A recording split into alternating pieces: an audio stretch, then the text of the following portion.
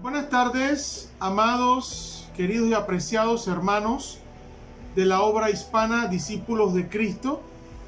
Somos los esposos Gabriel y Melkin Rosanía Noriega. Somos de la República de Panamá. Nos congregamos en la iglesia Casa de Oración Cristiana, localizada en la ciudad de Panamá, ciudad capital, República de Panamá. Le damos gracias a Dios por esta oportunidad maravillosa que Dios nos brinda de poder estar con ustedes en su 20ª Asamblea Nacional, en esta oportunidad como expositores de un taller bajo el título, Melkin, de los principios esenciales del liderazgo cristiano. Buenas tardes y gracias por esta linda oportunidad que nos han dado de poder llegar a ustedes. Y por supuesto una mención muy especial de nuestra pastora nacional Lori Tapia, nuestra hermana Ivonne Martínez y todos los organizadores de esta maravillosa Asamblea Nacional, y por supuesto que nos dieron la oportunidad de ser uno de los expositores de este evento, como en uno de los talleres. Vamos a iniciar inmediatamente con nuestra exposición. Mi esposa y yo hace varios años nos hemos involucrado en la temática de liderazgo, primeramente recibiendo las capacitaciones de un material o de un seminario conocido como 1 Millón de Líderes del Dr. John Maxwell entre los años 2007 y 2015. Estas charlas las recibimos, o capacitaciones, en el templo de la iglesia Casa de Oración Cristiana en Ciudad de Panamá. Pero también posteriormente, a través de los años, hemos sido facilitadores brindando a otras personas capacitaciones en temas de liderazgo cristiano. Sobre este tema de liderazgo a través de los años, hemos podido notar que es motivo de promoción y enseñanza en contextos seculares y eclesiásticos. Inclusive es parte de los programas educativos de universidades y centros educativos de educación superior. Los contenidos específicos o clases o charlas de liderazgo varían de acuerdo al contexto en que se impartan. Este asunto de liderazgo se nutre de diversas fuentes, unas cristianas, otras no, unas bíblicas, otras no bíblicas. En esto hay que tener en cuenta, indudablemente, que debemos examinarlo todo para retener lo bueno y rechazar lo malo, pero siempre teniendo en cuenta que aunque todo sea lícito, todo no nos conviene. Hay un gran desafío con respecto a muchas creencias, enseñanzas, prácticas, costumbres y tradiciones que se apartan de y se oponen a el mensaje central del Evangelio, el cual es el servicio, tal como nuestro Señor Jesucristo lo enseñó y lo practicó. Él vino a servir y no a ser servido, siendo su rol el de ser siervo, es decir, esclavo de los demás. En entender el significado y alcance del servicio es donde se sitúa el punto de partida y el sustento de nuestro taller en cuanto a la revisión y actualización del liderazgo cristiano. Sobre esto debemos recordar las grandes y maravillosas enseñanzas que hemos recibido por parte de la obra hispana, especialmente en lo que va del año 2020, por parte del Dr. Samuel Pagán, en su presentación que en su momento dio sobre líderes en tiempo de crisis, del Dr. Néstor Gómez, del fruto del Espíritu Santo, y de nuestra pastora nacional reverenda Lori Tapia sobre liderazgo adaptable para un mundo cambiante. Pero también incluimos todos los mensajes de todos los pastores y líderes de la obra hispana y de otros concilios, amigos y hermanos, dentro y fuera de los Estados Unidos de América, enfocados en hacer el bien y en promover la pertinencia de la iglesia y su mensaje en todo tiempo, especialmente en tiempos difíciles. A continuación, mi esposa y yo vamos a compartir los principios esenciales del liderazgo cristiano, los cuales hemos dividido en aspectos fundamentales y en aspectos sobresalientes, no sin antes manifestar que no son los únicos o que de estos podrían derivarse otros principios. Por cierto, todo esto corresponde a lo más importante de dicho liderazgo cristiano, lo cual se traduce en ser y actuar como Jesús. Queremos hacer la salvedad que la mayoría de los planteamientos que vamos a hacer a continuación están enfocados en la palabra de Dios y en nuestra experiencia como facilitadores en temas de liderazgo, pero también hemos tomado como referencia gran parte o una parte de los materiales del doctor John Maxwell en temas de liderazgo cristiano. Es importante destacar primeramente, a manera pues de enfoque o enmarque de este tema de liderazgo, que el liderazgo debe entenderse como una ciencia, pero también como un arte de motivar, de guiar y conducir a las personas. Un líder cristiano debe tener en cuenta que las personas a las que dirige o guía son fines en sí mismos y no medios para ser utilizados y desechados. La finalidad de este tipo de líder debe ser el servicio y no el aprovechamiento de las personas que tiene a su cargo, la enseñanza y no el castigo, el perdón y no la venganza. El liderazgo se manifiesta en diferentes contextos, fundamentalmente en 4 contextos. El primero es la familia, el segundo es lo laboral o el trabajo, lo tercero es la iglesia y por último el contexto político y social. Es importante tener en cuenta que este asunto del liderazgo no se limita a temas de jerarquías o de directivas o de jefaturas, no.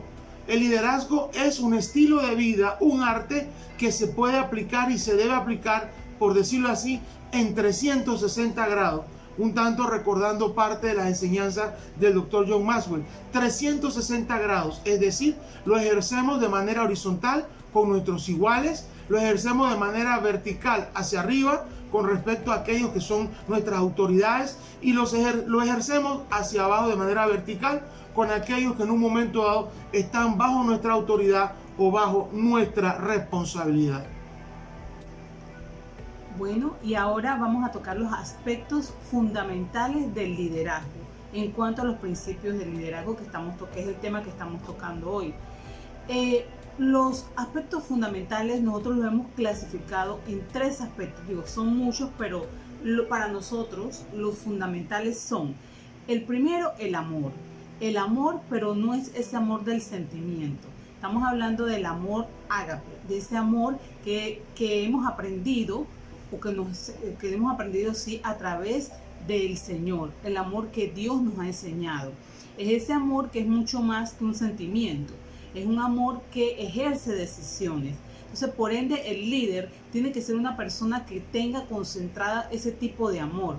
El amor del cual habla 1 Corintios 13, del 4 al 8.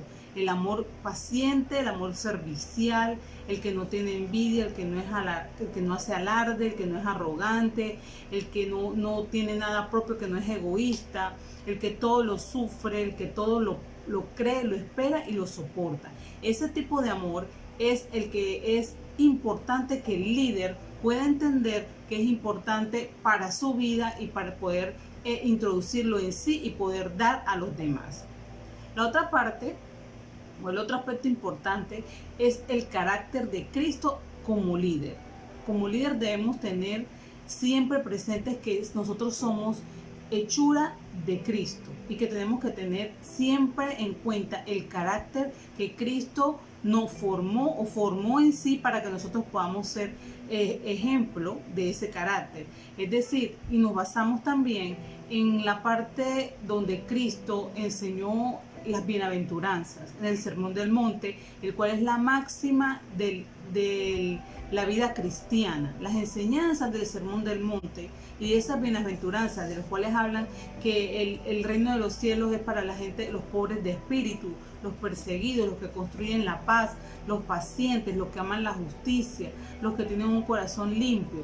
Así y esas características son las que debe tener un líder, además también de los frutos del Espíritu, que obviamente son alcanzados cuando nosotros nos convertimos en unas nuevas criaturas. Entonces, ese es otro aspecto importante, el carácter de Cristo en nuestra vida como líder. El otro aspecto es el servicio, el cual es como quien dice el número uno, en el sentido de que un líder que no sirve, en realidad no sirve. El líder tiene que ser una persona de servicio, que se entregue, que además que sea amoroso, que es una persona que tenga el carácter de Cristo, que sea servicial. Igual, el amor es servicio también. Igual, en las bienaventuranzas del Señor nos habla del servir a los demás. Entonces, con ello nosotros lo basamos en la palabra de Dios, según Mateo 18, en donde el Señor hace la comparación de que debemos ser como niños, ¿verdad? Dice, de cierto os digo que si os volvéis y hacéis como niños, no entraréis en el reino de los cielos. Así que cualquiera que se humille como el niño, ese será el mayor en el reino de los cielos. Eso fue una enseñanza que le dio Jesús a sus discípulos, diciendo de que tenemos que ser humildes. Entre más humildes somos mejores líderes. También nos basamos en Marcos 9:35, en donde dice, entonces él se sentó y llamó a los 12 y les dijo, si alguno quiere ser el primero, será el postrero de todos y el servidor de todos. Además que el Señor Jesús también nos dio ejemplo cuando le lavó los pies a sus apóstoles. Entonces eso fue una manera de poder decirles de que el líder tiene que ser servicial a los demás, no que se sirva de ellos, no, sino que él sirva a los demás. También tenemos otro pasaje que nos ayuda a ratificar lo del servicio en Lucas 22:27, que dice Jesús, yo estoy entre vosotros como el que sirve. Como verdaderos discípulos de Jesús, nosotros también debemos servir a los demás. El servicio es prestar asistencia a quienes necesitan ayuda. El servicio cristiano nace del amor genuino que se tiene por el Salvador, por el amor y la preocupación por quienes Él nos enseñó que tenemos que preocuparnos por los demás. ¿Por quién? Por mi prójimo. Por eso es importante. Y el amor es más que un sentimiento. Cuando amamos a los demás, deseamos entonces ayudarlos, servirles. Todos debemos estar dispuestos a servir. Vamos a ver ahora a continuación los aspectos sobresalientes acerca del liderazgo. El primero de estos aspectos que vamos a considerar es que el líder debe ser influyente. Y para esto vamos a tener como referencia al líder Josué, al sucesor de Moisés. El texto bíblico para referirles es el libro de Números, capítulo 13 y capítulo 14. En cuanto a ser influyente, un pensamiento central nos dice que la verdadera medida de liderazgo es la influencia. Queremos destacar que en su momento, cuando Moisés y Josué y el resto de los líderes de Israel, en ese contexto de la salida de Israel de Egipto, Moisés le cambió el nombre a Josué.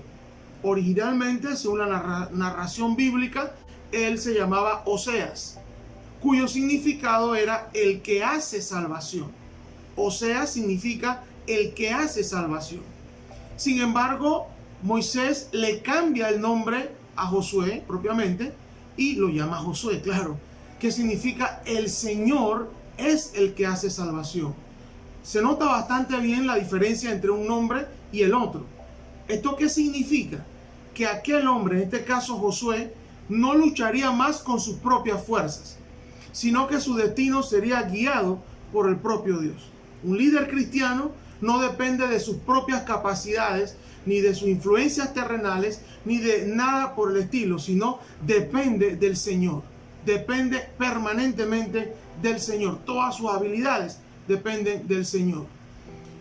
La influencia significa inspiración, motivación, sentido de dirección, confianza, claridad, coherencia, tener normas y también tener metas, todas claras. Un líder influyente es aquel que funge como catalizador. Un catalizador es una sustancia que sirve para acelerar o generar reacciones buenas, positivas y necesarias. Un líder es un catalizador para que estas reacciones buenas, positivas y necesarias surjan o se den en sus liderados. En cuanto a la naturaleza del liderazgo desde esta perspectiva de la influencia, pensando por un momento o reiterando en el líder Josué, tenemos que tener claro que los líderes no poseen influencia en todas las áreas. Nuestra influencia puede ser negativa o positiva. Los líderes fieles usan su influencia para añadir valor, y con la influencia viene la responsabilidad. Tengamos presente y recordemos que la influencia de Josué se desarrolló a causa de su relación con Moisés. En un momento más adelante mi esposa va a conversar de otro aspecto, pero refiriéndose específicamente a Moisés. Pero fue muy determinante para Josué que su influencia que tuvo posteriormente estuvo vinculada con un líder que fue un verdadero ejemplo para él. Un líder que fue verdaderamente un siervo de Dios, como lo fue Moisés. La influencia de Josué se desarrolló con el tiempo y la madurez. Josué no se convirtió de líder de la noche a la mañana. Él pasó por un proceso al lado de Moisés, realizando una serie de obras en pro de la defensa del pueblo de Israel. Especialmente recuerden el contexto de salida de Egipto, pero también de conquista de la tierra prometida. La influencia de Josué se desarrolló debido a que el tiempo correcto llegó. La influencia él no la buscó ni la provocó. La ejerció cuando el momento oportuno, como nos dice la Biblia, todo tiene su tiempo, llegó. La influencia de Josué se desarrolló gracias a su paciencia e integridad. Él es aquel que en su momento, en repetidas ocasiones, le habló de manera firme y fuerte al pueblo de Israel acerca de cumplir la ley de Dios que había sido dada por Moisés. Y la influencia de Josué se desarrolló porque él tenía la razón. Y fundamentalmente la razón que Josué tenía no era por sus perspectivas personales, ni por sus intereses personales, sino porque él era fiel a Moisés, varón de Dios, y en consecuencia era fiel al propio Dios y fiel a la defensa de su pueblo. Si aplicamos esto en sentido nuestro en la actualidad, debemos ser fiel en los contextos donde estamos ejerciendo nuestro liderazgo, entiéndase hogar, trabajo, iglesia o la parte social. Ahora hablamos de otro de los principios, otro de los aspectos importantes de un líder, es que un líder debe pasar por procesos. En este caso vamos a hablar del otro personaje bíblico, se trata de José. Y el ejemplo está en Génesis 37:45, ese es el texto bíblico. Cuando hablamos de proceso, quiere decir tiempo. Por ende, y sabemos todos, conocemos la historia de José, él tuvo que pasar por procesos largos de su vida, por tiempos. Por si hubiese sido por él hubiera llegado rápido a ser segundo después del faraón en Egipto para poder ayudar a todas las personas. Pero todo tuvo un proceso, porque todo tenía un tiempo determinado por Dios. Entonces, primero que todo, José necesitó tiempo para madurar. Tiempo para madurar porque él era un joven cuando vivía con su papá y sus hermanos, aún inmaduro. Era un joven aún orgulloso. Era un joven que dependía de su padre y que lamentablemente sus hermanos no lo veían bien porque veían esa arrogancia y ese orgullo que estaba en él. Pero a pesar de todo, el Señor trabajó con el tiempo en medio de ese orgullo de José por todos los procesos que pasó. José necesitó ser quebrado, fue quebrantado para resolver esos temas de orgullo. Además, José sabía que la autopromoción nunca puede reemplazar la promoción que Dios le da en el tiempo indicado. José se dispuso a valorar a las personas difíciles con las cuales tuvo que lidiar. Por ejemplo, Potifar, la esposa de Potifar, aún el faraón, aún el copero, el panadero, todas esas personas que fueron también parte de ese proceso en el cual Dios lo metió para que él pudiera cumplir un propósito. José sabía que todos ellos eran instrumentos divinos y sabía que Dios nunca permitiría que les sirviera hasta que fuera probado y comprobado por Dios. José podía ver su papel en el plan de Dios en Egipto a causa de esa ley del proceso. Claro que sí, eso fue después, ¿no? Al final que él pudo darse cuenta que todo ese proceso de su vida, que todas esas cosas que él pasó en su vida fueron provocadas, fueron establecidas por Dios. Si no hubiese pasado por todo ese proceso, él no hubiera podido cumplir ese plan, ¿verdad? José ilustra las 4 etapas del crecimiento de un líder. La primera etapa es: yo no sé lo que no sé. Todos empezamos en estado de ignorancia. José empezó como un joven que quizás si en el tiempo que sus hermanos lo vendieron y todo ese tiempo que pasó, luego que pasó a ser servil de Potifar, luego que fue a la cárcel, todo eso, él nunca antes de ese tiempo, él se hubiera imaginado que él iba a ser el segundo después del faraón. Así que entonces él no sabía qué el Dios le tenía deparado. La etapa 2 es: yo sé lo que no sé. Tuvo que sucederle un incidente decisivo para que José prestara atención a sus acciones y se colocara en el camino del cambio. Es decir, todos estos procesos José no los entendía al principio, mas sin embargo él siempre estaba atento a lo que Dios quería y tenía preparado para él. Y él esperaba la autorización de Dios. La etapa 3 es: ahora sé, estoy creciendo, y se empieza a notar. Claro, los líderes que demuestran gran talento, cuando les llega la oportunidad, brillan por alguna razón, pero no brillan por ellos mismos, brillan porque Dios así lo ha hecho brillar.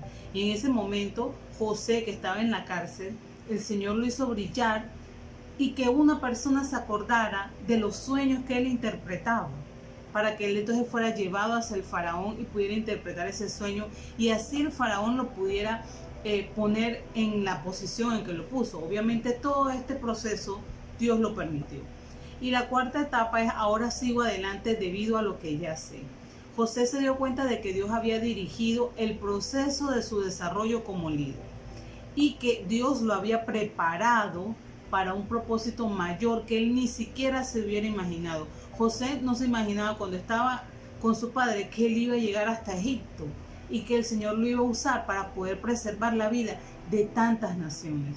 Entonces es importante esa parte de las etapas del crecimiento del liderazgo. El siguiente aspecto sobresaliente del liderazgo, en este contexto de este taller de principios esenciales del liderazgo cristiano, tiene que ver con el empoderamiento. Cuando un líder le otorga poder a otros. Y vamos a verlo de la perspectiva de Bernabé, uno de los personajes del Nuevo Testamento. Bernabé fue un líder de la iglesia primitiva, un predicador, un maestro, que tuvo una relación bastante cercana con Pablo. Recordemos que Pablo, o Saulo Pablo, en su momento fue un perseguidor de la iglesia. Era un judío fariseo que estaba bien fanatizado en contra del cristianismo y se dedicaba a perseguir y hacerle daño a los cristianos. Pero Pablo tuvo un encuentro con el Señor Jesucristo. De hecho, el Señor Jesucristo fue el que tuvo un encuentro con él, porque Pablo no estaba pensando en Cristo. Y luego entonces Pablo pasa por un proceso de transformación, de aclaración de sus ideas y de poder reconocer finalmente que Jesús era y será el Mesías de Israel primeramente y de todas las naciones. Y comienza Pablo a integrarse con las primeras comunidades cristianas, los apóstoles, la iglesia apostólica o primitiva. Pero esos primeros cristianos le tenían miedo, desconfianza, sospechaban de él. No podían creer que Pablo venía con buenas intenciones, sino que Pablo venía a espiarlos para luego acusarlos y así poderles hacer daño, como lo hacía anteriormente.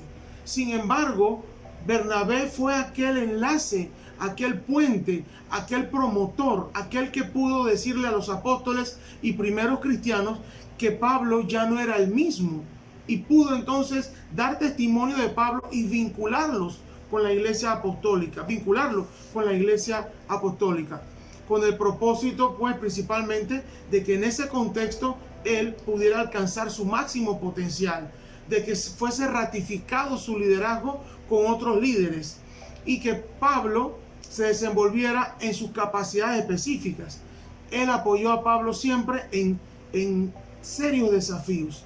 Y algo muy importante, un tanto reiterando lo que acabamos de decir de Bernabé, él creyó en Pablo antes que el resto de los demás creyeran. Y me viene a la mente una ilustración sobre cuando de repente hay un carbón. A partir de un carbón se hacen los diamantes.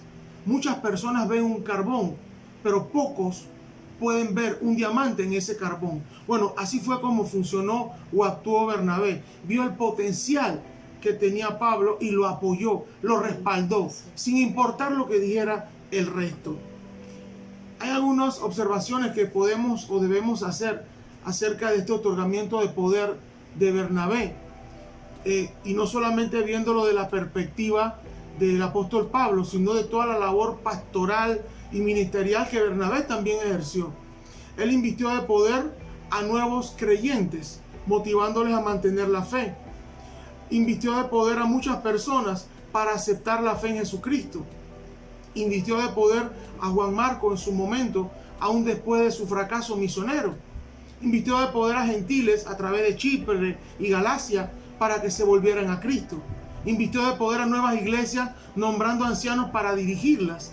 Él invistió de poder a su iglesia natal, reportando sobre sus esfuerzos misioneros. Ese fue el contexto de Bernabé. Una persona que empoderaba, que facilitaba, que daba oportunidades, que creía en las personas para efecto de que ellas también pudieran ejercer su potencial y su ministerio y su llamado que en su momento Dios le dio a ellos. Es decir, Bernabé no era piedra de tropiezo para nadie. Bernabé promovía a los creyentes, primeramente como cristianos comunes y corrientes, pero en su momento para que cada cual ejerciera el llamado para el cual de parte de Dios había sido pues convocado.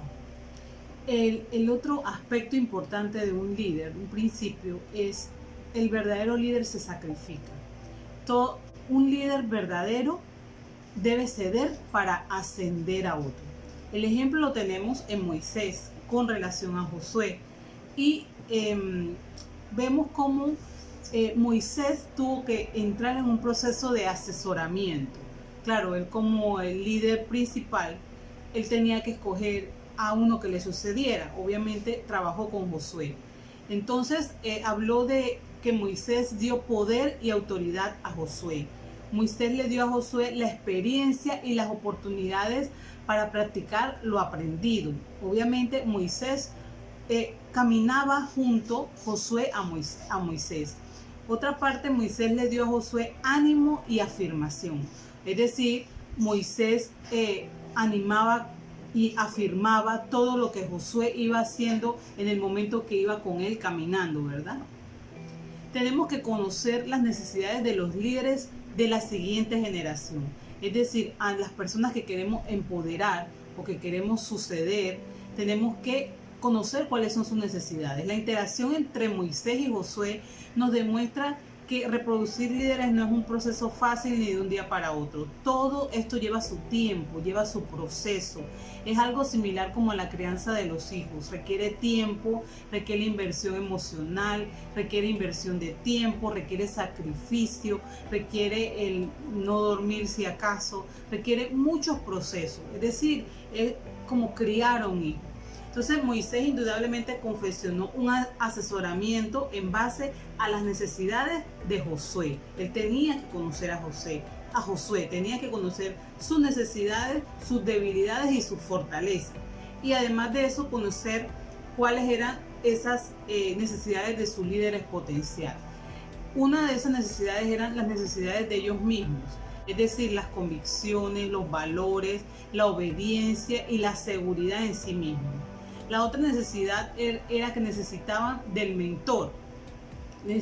Moisés necesitaba capacitar, promocionar, evaluar, tener relaciones, animar, utilizar herramientas para poder interactuar con Josué. También necesitarán a Dios, es decir, la visión, andar juntos, participar en las mismas actividades juntos. Cada uno debe tener su propia visión, pero es importante que él pueda aprender de ese mentor. Y también necesitar a la gente, es decir, el compromiso. Investir públicamente tu autoridad cuando sientas que el otro o el líder está listo para ser investido. ¿Qué permitió a Moisés renunciar a todo y poder pasar, como que dice, pasar, cuando hacen las carreras de relevo, pasar el relevo, ¿verdad? Entonces, ¿qué ayudamos Moisés a renunciar a todo? Practicar la ley del sacrificio y renunciar a todo. Pues. Él estaba primero que todo a solas con Dios. Los líderes en la actualidad dedican poco tiempo a estar a solas con Dios. La mayoría de los líderes andamos deprisa y si nos damos cuenta, esta pandemia nos ha hecho entender de qué vale la prisa. Tenemos que tener tiempo con Dios, tenemos que tener relación con Dios, porque Dios es nuestro amigo principal. Entonces Moisés entendió esa parte, que Dios era su amigo, y él estableció esa relación con Dios. Él fue honesto y abierto con Dios, se humilló y admitió sus debilidades ante Dios. También tenía hambre de Dios, él quería saber más de Dios, él tenía una conversación continua con Dios, él se metía con Dios en el monte a orar y a hablar con Dios y el Señor le hablaba, o sea, había una relación. Y también Moisés fue quebrantado por Dios. Dios no forzó a Moisés ni le impulsó su voluntad. Dios tuvo que romper los temores de Moisés. Cuando Moisés conoció a Dios, que fue en la zarza, él le dijo a Dios, aún le decía, pero es que yo soy tardo para hablar, pero es que yo tengo este defecto, pero es que yo tengo este otro defecto, pero es que Dios mira, pero el Señor fue quebrando poco a poco y con el tiempo todos esos miedos y esos temores de Moisés. Y otro personaje que es ejemplo también, en este caso, que estuvo dispuesto a comenzar todo fue Abraham, quien también estaba familiarizado y dispuesto a sacrificar hasta su hijo para poder tener de esa relación con Dios. Bueno, vamos a ver ahora el último de los principios sobresalientes en este contexto de los principios esenciales, fundamentales del liderazgo cristiano. Y vamos a referirnos al más importante de todos los personajes, el cual es nuestro Señor Jesucristo. Y en este último principio nos dice que todo líder debe dejar un legado. La valía del líder o el valor del líder se mide por la posteridad. Nuestro Señor Jesucristo tenía una idea, especialmente con respecto a lo que es el discipulado. Y eso lo vemos en el Evangelio en cuanto al tema de hacer discípulos. En un contexto de relación con la vida. Esta idea tiene como primer punto la instrucción, la enseñanza. Jesús enseñaba constantemente, la mayoría de las veces, especialmente con parábolas, que eran formas literarias muy propias, ciertamente en su momento, de entre los judíos, también de otras culturas, pero la forma de enseñanza que él tenía era las parábolas. Era un tanto utilizar esta figura para poder explicar verdades profundas, especialmente presentes en el Viejo Pacto o Antiguo Testamento. Pero la enseñanza era vital de Jesús para sus discípulos. La demostración. Jesús también compartió su vida con sus discípulos. Por lo menos decía, vengan y vean, vengan y síganme, vengan y estén conmigo. La demostración. Jesús no mandaba a la gente a hacer las cosas por su propia cuenta. Él estaba ahí para demostrarles cómo se hacían las cosas. La experiencia. Jesús le dio oportunidad a sus seguidores para que practicaran lo que Él les había enseñado y ejercitaran el liderazgo y el asesoramiento. Jesús les dio asesoría individual a sus discípulos, incluyendo sus caracteres y sus habilidades. Nuestro Señor Jesucristo, en este contexto del legado, utilizó o empleó 12 factores para poder dejar este legado. Es decir, dejarle a sus discípulos y a sus apóstoles la responsabilidad de lo que es y era continuar con su obra en la tierra. Jesús se fue de la tierra, ciertamente dejó el Espíritu Santo, pero Él quiso que su obra fuera a través de sus discípulos, apóstoles y toda su iglesia, incluyéndonos a nosotros el día de hoy. ¿Y cuáles fueron estos factores utilizados por Jesús para dejar su legado? El primero de estos es la iniciativa. La iniciativa, Jesús tomó la iniciativa, oró y escogió a sus discípulos, a sus apóstoles. Y por supuesto, este principio de escoger se mantiene hoy a través de nosotros. Nosotros no tenemos que esperar mucho, simplemente su palabra dice, la mies es mucha. Ya Él nos dejó el legado, simplemente tenemos que asumirlo. La proximidad.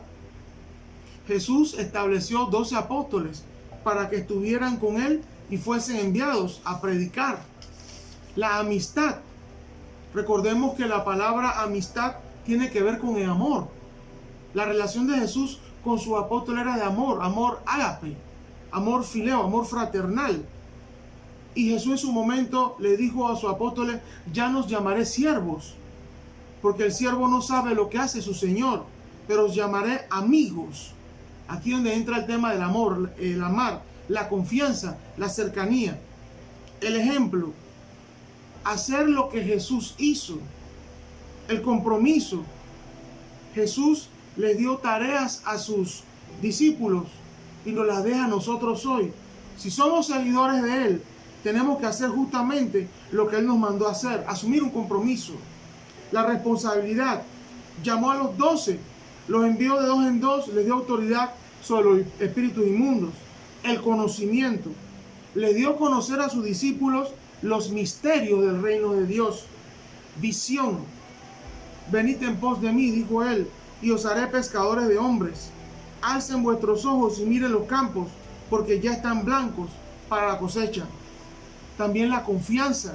Les dio autoridad, les dio instrucciones, que predicasen, que sanaran, que limpiaran, que resucitaran, que echaran fuera demonios, que dieran de gracia como recibieron de gracia. Evaluación, los evaluaba. En su momento los mandó de 2 en 2 y luego cuando ellos regresaron donde Él estaba, les pidió un reporte, les pedía cuentas, los evaluaba. El poder que les impartió fue el poder de hacer milagros. La iglesia tiene ese poder y si no lo estamos ejerciendo, debemos pedirle a Dios que nos lo dé y que fluya. Y si hay que pedir perdón de algo, arrepentirnos, pues hagámoslo. Pero con tal de que ese poder fluya, que principalmente es un poder para lo espiritual, aunque también tenemos poder para ser testigos, poder para hacer el bien. No solamente vamos a ver el poder de la perspectiva de lo espiritual, sino también el poder en la perspectiva de hacer el bien a favor de los demás. Y finalmente el impulso. Les dio la gran comisión y le dijo que fuesen e hicieran discípulos a todas las naciones. Esto involucra buscar a las personas, estar con las personas. La iglesia no se encierra, la iglesia no se esconde, la iglesia va donde está la necesidad y con el poder de Dios y con la inteligencia y la sabiduría que Dios da. Entonces la iglesia hace su función de ser sal y de ser luz, de sanar, de preservar y de transformar. Bueno, estas son nuestras reflexiones en este taller de la obra hispana. Somos los esposos Melkin y Gabriel Rosanía Noriega. Le damos gracias y gracias a la oportunidad de poder darles este taller. Gracias, Pastora Lori y todos los miembros de la obra hispana que nos dieron esta gran oportunidad. Bendiciones. Bendiciones y felicidades en su 20ª Asamblea Nacional. Amén. Dios con nosotros. Dios con nosotros, Emmanuel.